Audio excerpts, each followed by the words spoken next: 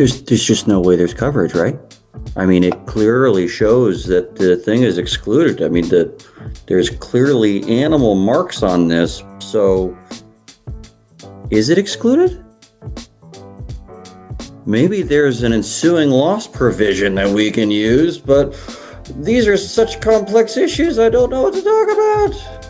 And that's why we're doing the Ensuing Loss show on the Commercial Claims Show. My name is Matt Mulholland. I'm not Vince. I'm going to say things like fuck and shit, and there's nothing he can do about it. Let's talk about ensuing loss in 3, 2,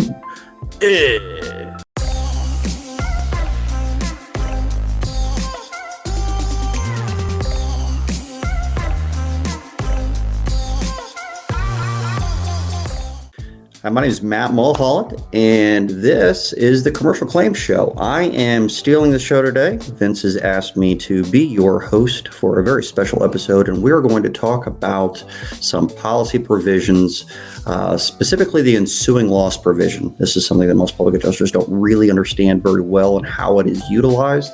I'm going to show you one extreme example and how I went about finding coverage for something.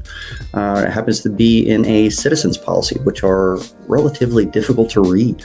So we're going to go through that example. I'm going to share my screen with you, just so you know who I am. I am the host of the YouTube channel, Listen to This Bull. We are a public adjuster channel, just like the Commercial Claims Show and Commercial Claims Advocates that Vince does. We expose bullshit in the insurance industry. That's what you're listening to when we're talking about the bull. I also am the Dean of the National Claims Institute. You can come there. We train everybody in every part of the claims process. Contractors, public adjusters, insurance adjusters, engineers, even attorneys. We have classes for everybody. So if you're interested in coming to check out what we got, go to nationalclaims.institute. That is a thing. It's not .com, it's .institute. Nationalclaims.institute. Check that out. Listen up, advocates. Whether you're a public adjuster, contractor, or an attorney, if you have a client that has suffered any kind of catastrophic loss, whether that be by fire or storm or just any catastrophic loss that requires your client to have to move out and incur ALE and loss of use coverage, you need to think about looking at Black Diamond Services. This is an incredible idea for a service that I think is extremely valuable, and I've actually personally used for my clients myself. Basically, what they do is they provide all of the necessary money that is needed to be done for the homeowner to go and move to another place, whether that be a hotel or another home or whatever it is. They basically bill through their insurance policy's loss of use coverage, and basically they provide financial assistance so that the insured never has to incur any out-of-pocket expenses. It's an amazing service. I love the people at Black Diamond Services, especially Millie Varela. If you just contact her and contact Black Diamond Services, I'm telling you, they're going to take care of your clients like you wouldn't believe. I personally have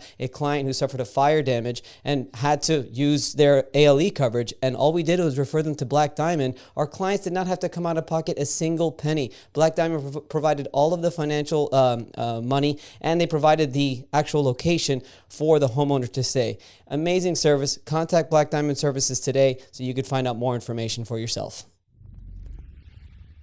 All right, so let's talk about ensuing loss. I'm going to pull up my screen. And all right, hopefully you can see what I've got going on, because I can't see what I got going on. This is a Citizens HO3 policy. It is a homeowner's policy, even though this is the Commercial Claims Show. Ensuing loss provisions work the same way in commercial policies. So I'm going to show you an extreme example in this policy, and it works the same way for commercial policies. So we are under perils insured against, and we're going to get into some exclusions. So in the Citizens HO3 policy, it starts with Section 1, perils insured against, coverage A, dwelling, and coverage B, other structures. We insure against risk of direct loss to property described in coverages A and B, only if that loss is a physical loss to property. So it has to be physical to tangible property. We do not insure, however, for loss caused by, and there's 1, 2, 3, 4, 5, 6, go back up, 6A, 6B, and whoa. It jumped back to a little a. A, to the system or appliance from which the water stream escaped. B, the residence substance. C, caused by our constant repeated seepage.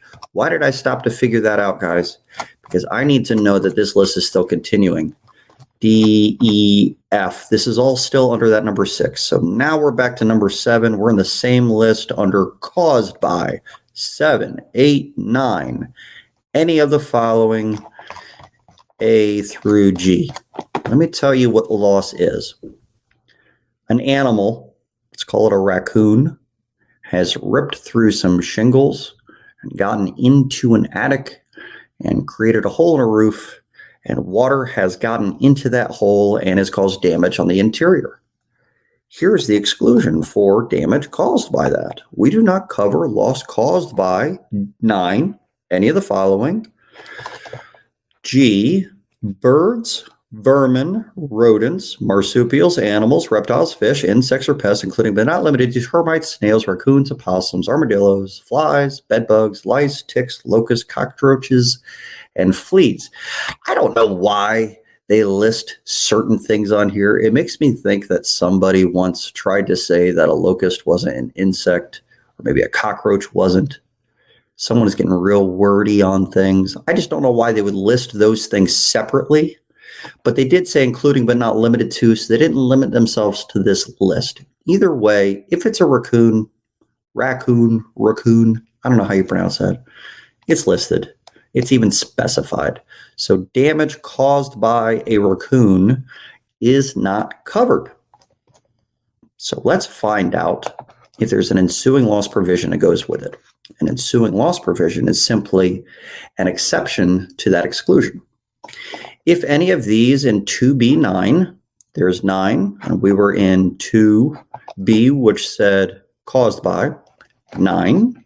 Here's 9, and G is under 9. So if any of these in 2B9 above cause water damage not otherwise excluded or limited elsewhere in the policy from a plumbing, heating, or air conditioning or automatic fire protection sprinkler system, we cover loss subject to the $10,000 limit as set forth in 3 below. We need to find 3. Caused by the water, including the cost to tear out and repair only that portion or portion of the building or other structure covered under coverages A and B on the resident's premises necessary to access the system or appliance. So this says if any of this caused water damage not otherwise excluded in a plumbing system or an appliance. That isn't what happened. That raccoon ripped a hole in a roof. Water has gotten into the attic and then has come down through the ceiling. So that is not a plumbing issue. So that ensuing loss does not apply. Let's keep going. And now we've skipped all the way to 3. So we were in 2B9G. That was the section where our exclusion applies. And now we've already gone to 3. So let's see if we can keep reading. Maybe there's an ensuing loss further on. A $10,000 limit on coverage applies and is the most we will pay for each covered direct physical loss from all water or steam in paragraphs 2B6 and 2B9 above. We fall under 2B9. Water or steam. It doesn't specify from a plumbing leak yet, so maybe we're here. And all cosmetic and aesthetic damage, which occurs in the same loss as 3A above, including any repair or replacement of items to match quality, color, or size. That's great. So there's a $10,000 limit that might actually apply here. Payment for reasonable emergency measures under Section 1, property coverages, paragraph F1, which occurs in the same loss as 3A above, will be deducted. Reasonable emergency measures. So if you did a tarping over that, they would apply the tarping costs under that $10,000 limit. The $10,000 limit in coverage 3 above does not apply if, at our option, and we offer and you consent to participate in services described under Citizens 0486. That is the managed repair program that they offer. Or B, prior either to your incurring any costs for covered repairs or restarting any covered repairs you request, and we do not offer the services described under that same provision. So basically that limit wouldn't be there if you're doing if they offer the managed repair, or if you ask for it and they don't offer it. So it wouldn't be there in the event the $10,000 limit on coverage does not apply. The coverage A limit of liability. Coverage B limit of liability applicable to the damage covered property is the most we will pay. All right, let's assume you're not going to use the managed repair, or they don't offer that. However, for coverage provided under Section 1, property coverage is F1 in the policy. The limit in F1, reasonable emergency measures will apply. So that $10,000 limit might actually be some coverage. Let's keep going. Under paragraphs 2A and 2B above, any ensuing loss to property described in coverages A and B not excluded or otherwise precluded in the policy is covered. There's an ensuing loss provision. It actually uses the word ensuing loss. However, the $10,000 limit in 3 above applies to any ensuing damage to property described in coverages A and B not excluded or otherwise precluded in this policy caused by water or steam described in paragraphs 2B6 or 2B9 above, except the $10,000 limit will not apply when the ensuing loss of the property is fire, explosion, collapse, fungi, wet rot, or dry rot, yeast, or bacteria. This $10,000 limit on coverage does not create additional coverage or increase the limit of liability applying to the damaged property. All right, that's the whole section. So, any ensuing loss of the property described, not otherwise excluded, precluded policy is covered. The $10,000 limit in 3 above applies to any ensuing damage to property described in coverages A and B not excluded or otherwise precluded in the policy caused by water or steam described in paragraphs 2B6 and 2B9 above. So are they describing water and steam under the plumbing portion of 2B9? Or are they saying any water or steam caused by any of the items in 2B9 as an ensuing damage? So now the question is, do we have a $10,000 limit or not? And I'm not highlighting this because this thing doesn't highlight well. It's doing weird shit. So what I'm going to do, each covered direct physical loss from all water or steam in paragraphs 2B6 and 2B9 above. So it has to be a covered direct physical loss of water or steam in this excluded paragraph. But they will also, under the same $10,000 limit, apply all the matching stuff. Under paragraphs 2A and 2B above, any ensuing loss of property described in coverage A and B not excluded or otherwise precluded in policy is covered. So that makes it covered. So now the $10,000 limit is for a covered loss because there's the ensuing loss provision that makes it a covered loss. But the $10,000 limit applies if it is water or steam described in paragraphs 2B9. So let's go find 2B9 again and see if it describes water or steam. Any of the following: wear and tear, marring, tripping, chipping, inherent vice, small rust, smoke, discharge, dispersal, seepage, migration, release, or escape of pollutants.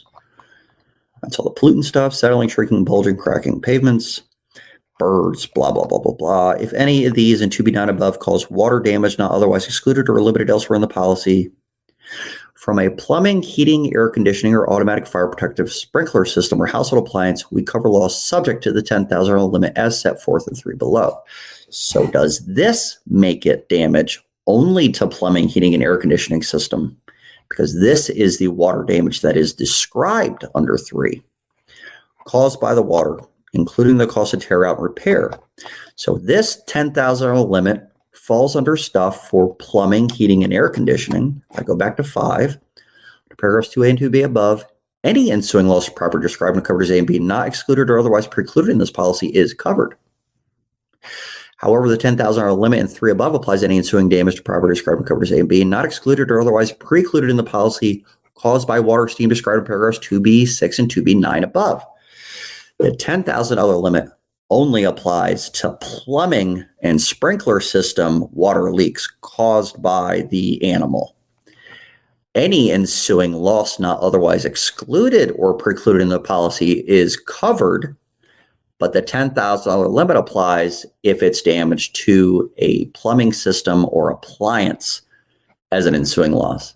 So the way I read this, no $10,000 limit for this ensuing loss provision. And this one's fairly complex. You can go back and forth on this over and over again and really get yourself really confused. So what the hell is an ensuing loss policy doing? It's giving you an exception to an exclusion. There are many ensuing loss provisions. Most ensuing loss provisions that we really want to find are tied to things like wear and tear or improper installation. Those are the normal things that we try to figure out.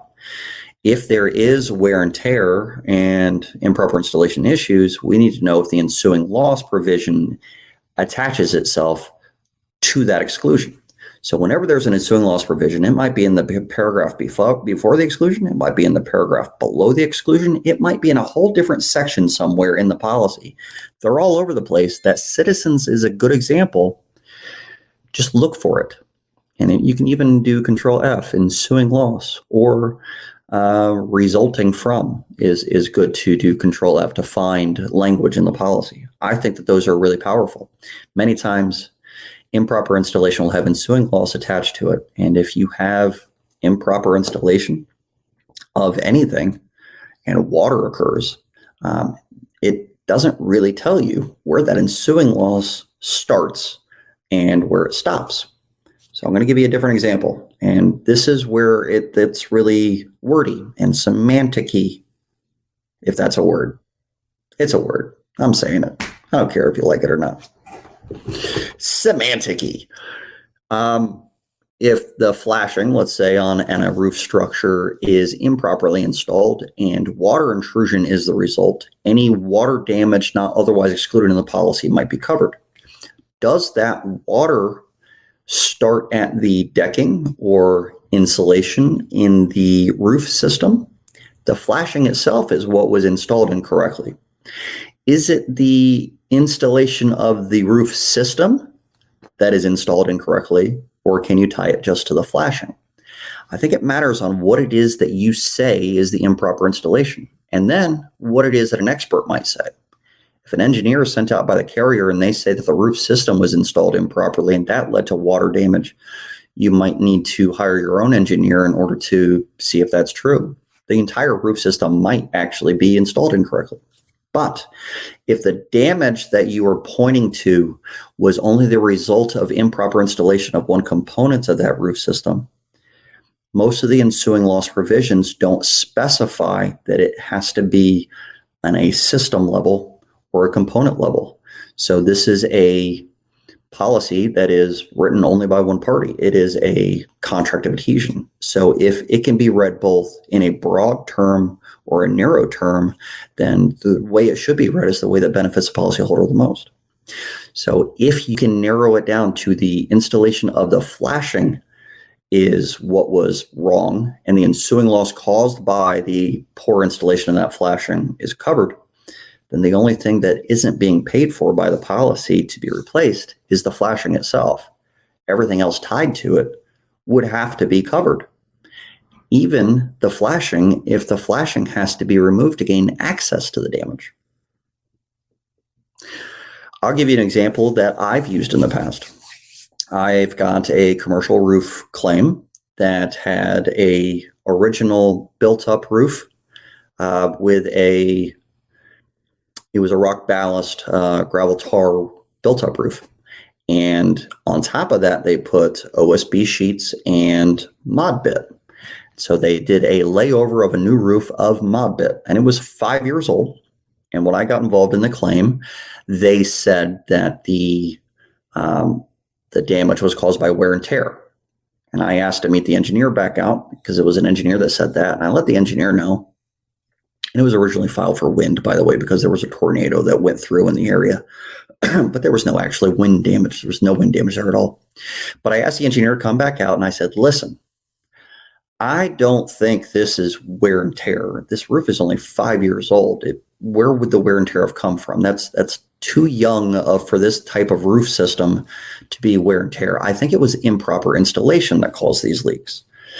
And his wheels are spinning because he's thinking, I just need to find a way to not make this a result of wind. And yeah, I often get asked to put this under improper installation. I'm okay with saying that this is caused by improper installation. That doesn't hurt me at all. They're still going to hire me in the future. This isn't one of those things. As long as I don't say it's wind or hail, they're going to be happy, right? So he agreed. It was improper installation, and it was. The mod bit was installed poorly, and it really shouldn't have been on top of OSB. There wasn't even a base sheet. It was just straight self-adhesive cap sheets, and they were overlapped incorrectly. It was right on top of OSB that was driven with fasteners through the original roof. Improper installation of one roof system over another roof system. Water got in. I argued that the water intrusion is the ensuing loss caused by the improper installation of this roof system, which is what the engineer said, roof system. But I've got two different systems. And they are two different ones because they were installed at completely different times. This roof system was installed 20 years after this roof system. So the water intrusion in roof system 2, let's call it 2, even though it was the first roof system installed, just because that's what I said first. So roof system 2 has water intrusion as a result of poor installation of this one. I have to remove wetted insulation from this roof system. Carrier agrees that the ensuing loss provision does exist. When I send them documentation on that, they agree that wet insulation from roof system 2 should be covered. And then they disagree that they owe for access. And it became an argument over whether or not they had to remove this roof to get to the insulation of this one to replace it. And as a result, it ended up in litigation. And I believe they settled outside of that. But that was one example where the ensuing loss provision actually led to full roof replacement. And if the carrier hadn't been stupid about the whole access thing, which was really dumb, then that would have worked out perfectly. So the ensuing loss provision can get you pretty far with things. When there's an exclusion, a lot of times there really is an ensuing loss. A lot of the newer policies are starting to lose those ensuing loss provisions, though, so be careful. But flashings for improper installation always seem to have something going on there. If you have any questions on how the ensuing loss provision works, you can reach out to me. My email address is Mathew, spelled with only one T, at listentothisbull.com, or you can find me at the National Claims Institute. I appreciate you. Guys, if you enjoyed this, please like and subscribe to Listen to This Bull on YouTube and Facebook, preferably YouTube. We do put out a podcast every Tuesday at 6 p.m. Please join us. It's an open format, so if you put in questions, we will answer it live, but you have to be there live to see that.